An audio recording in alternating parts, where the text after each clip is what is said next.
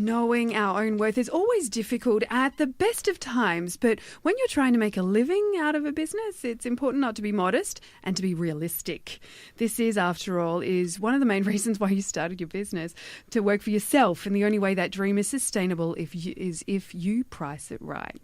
Kat Paz is with me today and is going to be talking about how to calculate your value. Did I get that right, Kat? Yes, absolutely. It is definitely calculating your value. Now, I call this a Cantonese translation because you're putting words before the numbers.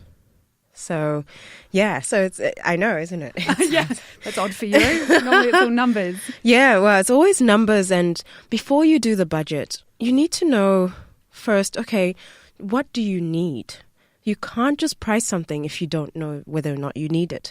And generic budgets, that's why they don't work so well for smaller businesses, because they're based on such a universal set of businesses. Some businesses today don't start with needing an office place thanks to the internet. So rent isn't exactly a cost that you need to budget for necessarily. It's not a big cost. So it's about doing targeted budgeting. Now, it starts with what people call the value proposition, or unique selling point proposal. It sounds so jargony. This is the only time people hear these words. But if you don't know your value proposition or your USP, it really, you don't know which direction you're going. You don't even know who you're targeting. So I feel when you start a business, or as people say, a business plan, for example, and, you know, it could be a one-pager. You don't have to think 52 pages or whatever. It's just why should people buy from you and say yes to you and no to similar products or services? Because there's always competition. You know, there's so many out there. Why do we go for Samsung over Apple? There's a value proposition that each one provides that the other doesn't. So that special thing about how you solve their problem. So it's solving problems. So it's understanding what problems do you solve. Now, I know you do stuff on the side, Jane. Stuff on the side. Stuff on the side. Well, it's actually a business. So I'm going to put you on the spot. Yes, I know, butt clenching. It's okay. Yes. It's okay. I know, I never told you this bit, did I? Yeah, no, you didn't. I don't know if it's butt clenching. Excuse me for all the breathy talking today. I have a cold thanks to Melbourne. Darn you, Melbourne. But, you know, like you have, let's say, the art model business. No. Anyway, whatever it is that I'm doing. Yeah, whatever it is that you're doing. So you have to understand, what is it that makes people go, I want to do that? Do you know what I mean? What makes people go, that's a problem I have? That's a value proposition. So it's going through, now I'm talking marketing here, but very basic. So it's going into the psyche of your customer. It's literally imagining this person coming through the doors, if you have doors that you provide, or that person at home on Facebook and coming out across your posts through groups and stuff like that, and kind of resonating with what you do. So, you know, then they go, I want that. I want to learn more about that.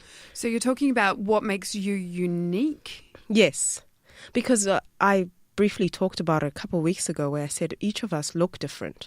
So we bring something different to the table straight away, even though we might be selling a similar product. But how we deliver it is already different by the fact that we as people are already different. Okay, so if you're a cake maker and you make gluten-free cakes, along with, if that's your niche is gluten-free cake, gluten dairy, maybe it's vegan cakes, vegan cakes. That's a pretty niche thing, and it's hard to differentiate once it's so differentiated. So then you stop looking at the product and you look at you. Yes, exactly, and then you go, what about me is going to make people say yes? So I think the cakes is a good idea. So yes, what's the problem there? People can't bake. That's a problem. Another problem is people can't bake gluten-free. That's a big problem. So when you know, okay, these are problems I solve. Hey, I bake cakes, but they're gluten-free and they're vegan and they taste like real cake. You're solving a problem. So when you talk about how you solve a problem, you already know, okay, so I'm going to do gluten-free vegan cakes. Now, what's the costs for doing that? Can I ask a question? Yes. So, what's to differentiate between you and one vegan cake seller? So let's say you and I, we made vegan cakes. Yes. So you and I, we both make chocolate vegan cakes. How would we differentiate our services or our products? See, that's an very awesome question. Now it's the buyer journey. I might offer a phone call before I bake the cake and ask questions. Why are you baking the cake? Why do you need the cake? When do you need it by? Is there a certain time I can deliver it? Can I deliver it early? Do you know they talk about the buyer journey. So that's that point of difference rather than you need a cake Saturday, okay, bye. But you haven't noted down the specifics of that. And you could be different in the sense that as a thank you, you just had a little cake as well, or 4 cupcakes. So it's that's that point of difference in how you communicate it to clients. Now, you see, I haven't said free. I've just said, this is what you get for working with me. I guess the word free becomes almost like a tag. Oh, this is what you do. But it's about when you work with me, when you work with Jane, Jane gives you 4 cupcakes with your order. When you work with Kat, Kat gives you more of a breakdown. And we will attract different personalities. You'll attract the person who just says yes. I'll attract the one who wants to dot their I's, cross their T's. I will attract the hungry one if I'm giving extra cupcakes. Often that's me. Exactly. So if your product is the same, then differentiate your service. Yes, differentiate how you actually deliver it to the client. We talk about, say, photography is another one we see a lot of, baby photography. People see the picture, but I think a lot of people look at, well, how did you deliver that? How did you make me feel comfortable to stand in front of a camera a week after, giving birth to my baby, that kind of stuff. And that's what people look for.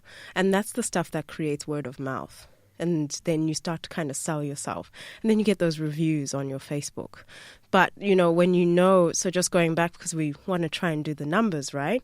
So now we know, okay, we're going to do vegan cakes, gluten-free cakes, vegan. What do I need? I'm going to need flour. I'm going to need this. And then you start to know how much that will cost you because you can't just get generic flours for that. And you start saying, okay, I need a kitchen. Do I need a license? Certain suburbs you do.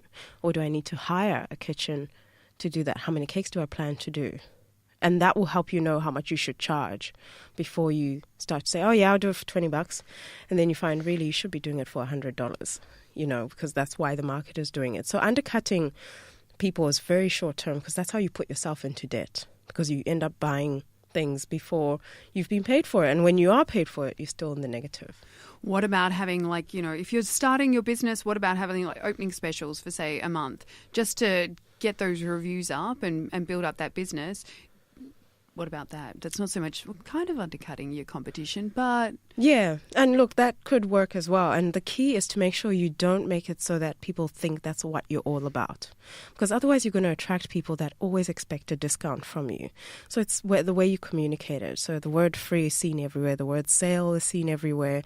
But it carries a connotation. So how you promote it is very different. Introductory price, for the first, 50 people, or hey guys, I'm trying to get myself out there, this is what I'm offering for now, and this is what you get. People always want to know, what do you get? There's a channel we all don't know about. It's the WIFM channel, what's in it for me. So that's how people think. Even the business person thinks like that when they're talking to a prospect or to a client. What's in it for them? The client's thinking the same. So it's about meeting that what's in it for me. Finding that middle ground. Yeah. So this one was a bit deep, but that's where I think people should start before they start budgeting for their businesses, because that's a true test of, can this stand the time? Do you have the longevity for it? And it stops you from spending unnecessary costs from, buying that commercial kitchen, buying that new car, and then you realize everyone's coming to pick up their cakes anyway. Yeah, or buying all the things when you didn't maybe need to, and you could have just specialised in one thing or whatever it was. Yeah, exactly. So just niched it and learn to master that niche before you expand to other things. You don't have to please everybody, but you can please that niche market. And not just with the product, but also with your customer service and your service delivery. Yeah, absolutely. Make it fun. Bring yourself to the table. Because once you do that, people buy you. Especially in small business, they see more of you than employees because you probably don't have those yet. Yeah. Absolutely. Yeah, employees, we don't have those. No, my goodness, oh, Lord. Excellent. Okay, so what we want to take home from this is what makes us unique, and not just us and our product, Yes. but our service. Our service. And also about you. I guess that's part of the other thing. It's not just your customer service, but it's about you. For instance, I know there's a whole bunch of people that have a rapport with their community, whether Yes. that's from the Zimbabwean community. There's Yes. lots of them out there. They're really good business people. Oh, my goodness. So that can also be part of your individual service offering. Yes, exactly. So that helps you straight away. And then you look at that person, and that's that target marketing side. And I think it's all holistic. It's all attached like DNA. And then you, like I said, imagine that person. What problem are you solving? I guess, yeah, as part of making yourself unique, it's also looking at the market. And we just talked about, particular communities. RTR is a community. Yes. I mean, how often do we look at cards, go, oh, you got an RTR sticker? Yeah, cool. Yeah, exactly. Yeah. And with your advertising efforts, you start to go, well, who can I target much more closely than, say, all over? Facebook is all over. You've got to put the effort in, and there's no guarantee that you're reaching that market. But RTR is amazing, for example, because it's radio. It's that offline marketing that we talked about with Janine a few weeks back.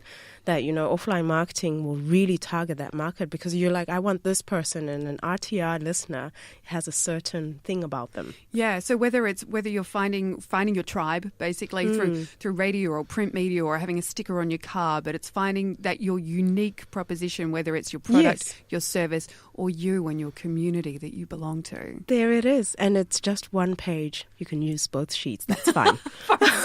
Both sides of one piece of paper. Oh, yeah, that's right. Thank you so much for joining us today, Kat. No problem. Taking Care of Business. We'll be back next week at about 10:30. You're tuned into The Mag on RTRFM 92.1, The Sound Alternative.